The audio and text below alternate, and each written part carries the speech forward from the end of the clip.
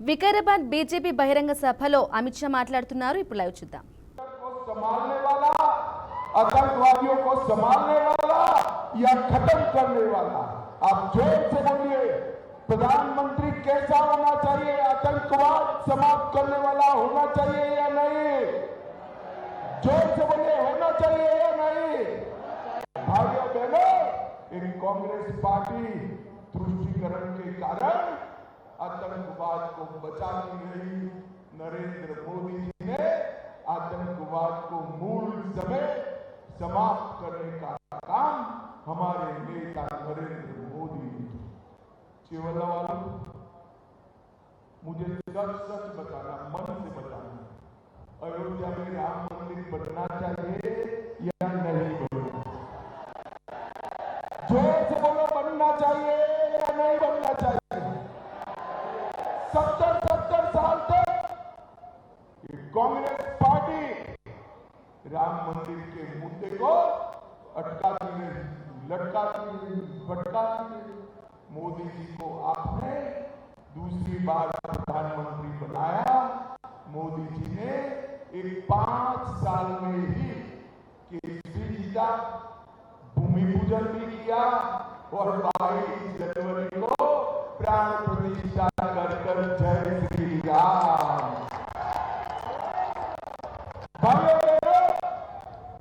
Congress party के नेताओं को, ये खड़गे जी को, राहुल बाबा को, प्रियंका को प्राण प्रतिष्ठा का निमंत्रण देते, मगर वो नहीं गए। क्यों नहीं गए? चेवल्ला वालों, मालूम है आपको क्यों नहीं गए? नहीं है ना मालूम? मैं बताता हूं। वो अपनी वोट बैंक से डरते हैं, अपनी वोट बैंक से। उनकी वोट बैंक कौन है मालूम है ना? मालूम है या नहीं है? अरे छोट से बोलो, है या नहीं है? मजलिस की और उनकी वोट बैंक एक है। अरे राहुल बाबा, रेवंत गारू, आप डरते रहिए वो वोट बैंक से, हम नहीं डरते हैं। नरेंद्र मोदी जी ने न केवल राम मंदिर, काशी विश्वनाथ का मंदिर जो औरंगजेब ने तोड़ा था, नया बनाने का काम किया, महाकाल लोक बनाया और सोमनाथ का मंदिर भी फिर से सोने का बनाने का काम नरेंद्र मोदी जी कर रहे हैं। भाइयों बहनों, एक कांग्रेस पार्टी कभी भी तेलंगाना का विकास नहीं।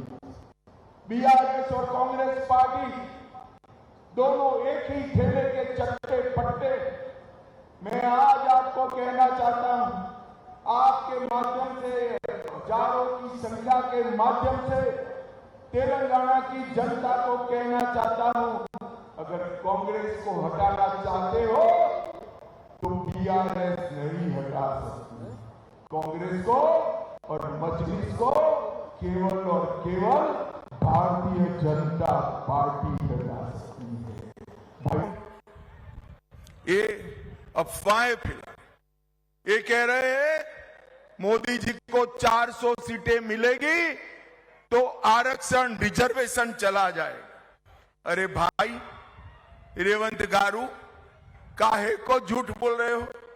मोदी जी के पास इस देश की जनता ने 10 साल से पूर्ण बहुमत दिया है। हमने तो कभी रिजर्वेशन नहीं हटाया, मगर मैं आपको पूछना चाहता हूं, आपने ये माइनॉरिटी रिजर्वेशन के नाम से मुसलमानों को जो रिजर्वेशन दिया है, उससे मेरे एससी, एसटी और ओबीसी भाइयों का रिजर्वेशन कटता है। रेवंत गारू, हिम्मत है तो तेलंगाना की जनता को बताओ, क्या आप मुस्लिम रिजर्वेशन समाप्त करोगे? क्या उनको बताना चाहिए या नहीं बताना चाहिए? जोर से बोलो, बताना चाहिए या नहीं बताना चाहिए? वो नहीं बताएंगे, मगर मैं बता देता हूं, आप हमारे रेड्डी साहब को जिता दीजिए, इस मुस्लिम रिजर्व को हम समाप्त कर देंगे। भाइयों बहनों, ये झूठ के आधार पर चुनाव जीतना चाहती। मेरे तेलंगाना के वीडियो को मॉर्फ किया गया, एडिट किया गया और मेरे झूठे वीडियो को प्रसारित किया। रेवंत जी गलत जगह पे हाथ डाल दिया। भले आदमी करते तो और किसी का करते, अब पुलिस इसकी जांच कर रही है, ये डर रहे। भाइयों बहनों, झूठ के आधार पर ये चुनाव जीतने वाले लोग हैं। जब तेलंगाना का सर्जन हुआ, तेलंगाना रेवेन्यू सरप्लस स्टेट था। पहले बीआरएस और फिर कांग्रेस पार्टी इस तेलंगाना को 80,000 करोड़ सालाना चुकाना पड़े, मतलब 16 लाख करोड़ का ऋण करने का काम इन्होंने किया है। जो तेलंगाना राज्य सरप्लस था, इसमें 16 लाख करोड़ का डेट बना दिया। मैं आपको पूछना चाहता हूं चेवल्ला वालों, ये 16 लाख करोड़ में से आपके गांव में कुछ आया है क्या? अरे जोर से बोलो, आया है? जोर से बोलो, आया है? तो ये 16 लाख करोड़ कहां गया? जरा बोलो कहां गया? ये टीआरएस और कांग्रेस वाले तेलंगाना की जनता के 16 लाख करोड़ रुपया चाऊ कर गए। ये तो मोदी जी को धन्यवाद करिए रेवंत गारो कि एफआरबीएम एक्ट के तहत आपको विशेष छूट देकर 9,000 करोड़ रुपया दिया, वरना तेलंगाना की तनख्वाह भी न हो पाती। भाइयों बहनों, छोटे छोटे गांव को ये म्यूनिसिपालिटी बना रहे हैं और इसमें कोई व्यवस्था नहीं है। ये रेवंत रेड्डी और राहुल बाबा दो इकट्ठा होकर आरआर टैक्स डाले। आरआर टैक्स का मतलब है रेवंत रेड्डी राहुल गांधी टैक्स, और तेलंगाना राज्य को कांग्रेस का एटीएम बना दिए हैं।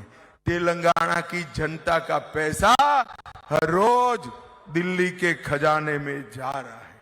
भाइयों बहनों, ये कांग्रेस पार्टी, बीआरएस और ओवैसी, ये तीनों तुष्टीकरण की एबीसी है। ए से मतलब है असदुद्दीन ओवैसी, बी से मतलब है बीआरएस और सी से मतलब है कांग्रेस। इन्होंने राम नवमी के जुलूस पर प्रतिबंध डाला। मुझे बताओ चेवल्ला वालों, राम नवमी का जुलूस निकलना चाहिए या नहीं निकलना चाहिए? इन्होंने हैदराबाद विमोचन दिन मनाने की ना बोल दी। मुझे बताओ चेवल्ला वालों, हैदराबाद विमोचन दिन मनाना चाहिए या नहीं मनाना चाहिए? ये लोग सीएए का विरोध कर रहे हैं, ये लोग यूसीसी का विरोध कर रहे हैं, ये लोग ट्रिपल तलाक फिर से लाना चाहते हैं। मुझे बताओ, ट्रिपल तलाक जाना चाहिए या नहीं जाना चाहिए? ये एबीसी जो है, ओवैसी, बीआरएस और कांग्रेस, ये ट्रिपल तलाक को वापिस लाना चाहते हैं, मगर ये होगा नहीं। भाइयों बहनों, इस जिले में पलामूरू रंगारेड्डी लिफ्ट इरिगेशन योजना, उसका नाम तो हुआ मगर काम नहीं बना। डिजाइन में कहीं खामियां रही, कॉन्ट्रैक्टर सेंट्रिक डिजाइन बनाई, किसान सेंट्रिक डिजाइन नहीं बनाई, और कालेश्वरम की जैसे ये भी भ्रष्टाचार का अड्डा बन गया। भाइयों बहनों, तेलंगाना में माड़ीगा समाज के मेरे जो भाई है, उनको रिजर्वेशन में बड़ा अन्याय होता है। मैं आज कहकर जाता हूं, माड़ीगा समाज के भाइयों को मालला को अन्याय करे बगैर माड़ीगा को आरक्षण का न्याय मिले, 5 किलो अनाज फ्री ऑफ कॉस्ट देने का काम नरेंद्र मोदी जी ने किया। 2200 करोड़ से हासन चेरलापल्ली एलपीजी पाइपलाइन शुरू की, 2000 करोड़ से कृष्णापट्टनम हैदराबाद तक पेट्रोलियम पाइपलाइन की आधारशिला रखी और 6,300 करोड़ से 300 करोड़ से रामगुंडम फर्टिलाइजर कॉरपोरेशन लिमिटेड को पुनर्निर्मित किया और इसके साथ साथ हल्दी बोर्ड की स्थापना की। मुलुगु में समक्का सरक्का ट्राइबल यूनिवर्सिटी बनाने का काम किया। प्रसाद योजना के तहत आलमपुर जोगुलंबा देवी, भद्राचलम राम मंदिर, रामप्पा रुद्रेश्वर मंदिर इसको लिया और चेवल्ला में बुलेट ट्रेन का पहला स्टॉप हमारे विकाराबाद में आने वाला है। विकाराबाद में भाइयों बहनों, आयुष्मान भारत के तहत केवल चेवल्ला में 8 लाख गरीबों को 5 लाख तक का पूरा स्वास्थ्य का खर्चा आज नरेंद्र मोदी उठा रही है। रंगारेड्डी में स्वास्थ्य के लिए ईएसआई अस्पताल बड़ा 500 बेड का शमशाबाद में विकास हो रहा है और 80,000 गरीब माताओं को गैस का सिलेंडर देने का काम नरेंद्र मोदी जी ने किया है। भाइयों बहनों, मैं अंत में इतना ही पूछना चाहता हूं, ऐसा होने वाला नहीं है, मगर 1 मिनट के लिए मान लीजिए, 1 मिनट के लिए कि इंडी अलायंस को बहुमत मिलेगा तो उनका प्रधानमंत्री कौन बनेगा? नहीं पड़ता है। चलो ऐसे ने मैं एक नाम देकर पूछता हूं, पवार जी बन सकते हैं क्या? जोर से बोलना, बन सकते हैं? ममता बनर्जी बन सकती है? ये स्टालिन जी बन सकते हैं? उद्धव ठाकरे बन सकते हैं? अब हंसना मत, जरा भी हंसना मत।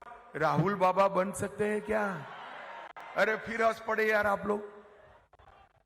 भाई इनके पास प्रधानमंत्री का प्रत्याशी ही नहीं है। एक पत्रकार ने उनको पूछा कि आपका प्रधानमंत्री कौन बनेगा, तो इन्होंने कहा 1-1 साल बारी बारी बन लेंगे। देश ऐसे चलता है क्या? चलता है क्या? 1-1 साल के प्रधानमंत्री वालों को मैं पूछना चाहता हूं, कोरोना आया तो भारत को कौन बचाएगा? जवाब दीजिए।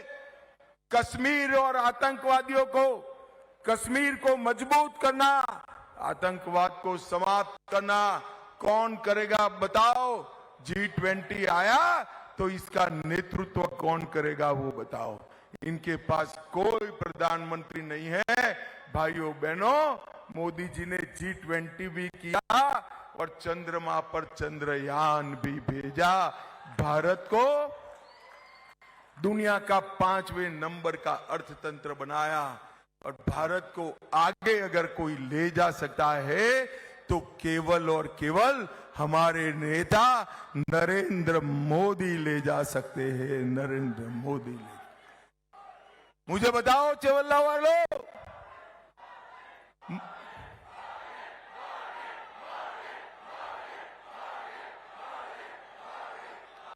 चेवल्ला वालों मुझे बताओ, आप लोग कमल के निशान पर बटन दबाओगे? जोर से बोलना भैया, दबाओगे? हमारे रेड्डी साहब को जिताओगे?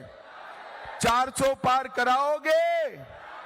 तेलंगाना में 10 से ज्यादा सीटों पर कमल खिलाओगे? मोदी जी को फिर से प्रधानमंत्री बनाओगे? तो मेरे साथ दोनों हाथ उठाइए। अंत तक सभी लोग उठाए हाथ। इस पंडाल में भी उठाओ भाई हाथ। विजय के संकल्प की मुट्ठी भींचो और प्रचंड आवाज से बोलो, जय श्री राम, जय जय श्री राम, वंदे वंदे, भारत माता की, भारत माता की।